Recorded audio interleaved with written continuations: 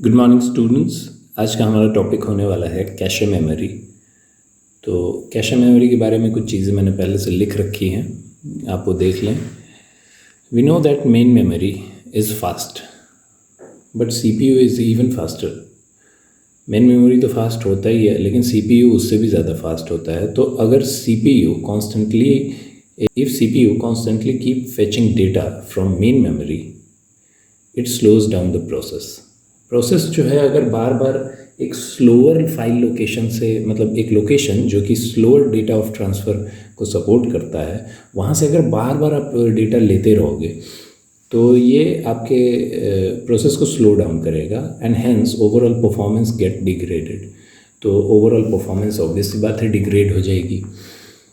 तो इस चीज़ को सॉल्व करने के लिए, to solve this problem, a memory faster than RAM, मतलब एक ख़ास तरह की मेमोरी जो कि रैम से भी फास्ट होती है, उसको यूज्ड किया जाता है। कहाँ पे यूज्ड किया जाता है? It is used between the RAM, it is used between the RAM and the CPU. RAM और सीपीयू के बीच में इस मेमोरी को इंस्टॉल किया जाता है, which stores copies of frequently use data location. मतलब देखो, डेटा लोकेशन की कॉपी को नहीं रखता है एक्चुअली, कुछ फ्रिक्वेंट डेटा लोकेशंस होते हैं जिसको कि बार बार सीपीयू एक्सेस करने की कोशिश करता है, तो वहाँ के डेटा को ही कॉपी करके ये रख लेता है। ठीक है, लोकेशन को नहीं स्टोर करता है।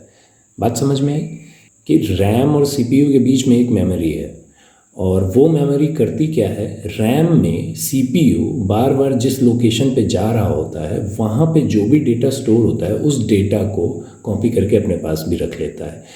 अब क्या होगा? सीपीयू, अब यहाँ पे मैंने लिखा हुआ है कि CPU first looks into cache for the data and if it is not there then it uses RAM to retrieve the data. तो पहले तो सीपीयू जाएगा कहाँ?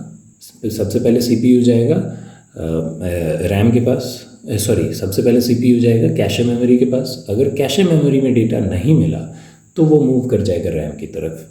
तो क्योंकि मोस्ट फ्रिक्वेंट डेटा को स्टोर करके रखे रहता है वो कैशे में, इस वजह से ज़्यादातर टाइम कैशे से ही डेटा रिट्राइव हो जाता है, जिससे कि प्रोसेस फास्ट हो जाती है।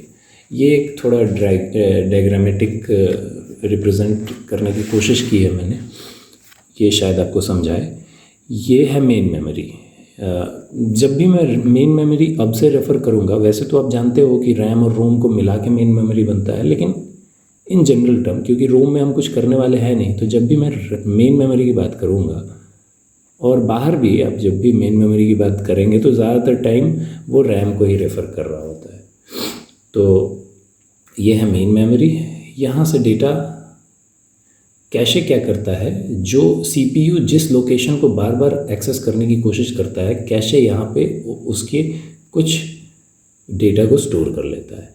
अब सीपीयू पहले जाता है कैशे के पास। अगर कैशे में वो डेटा मिल जाता है तो यही काम हो जाता है, फास्टर सॉल्यूशन। लेकिन अगर यहाँ नहीं मिलता तो फिर वो एक स्टेप आगे बढ़ के मेन मेमोरी के पास जाता है। तो दिस इज़ द आर्किटेक्चर। तो आज के लिए इतना ही, मिलते हैं अगले वीडियो में।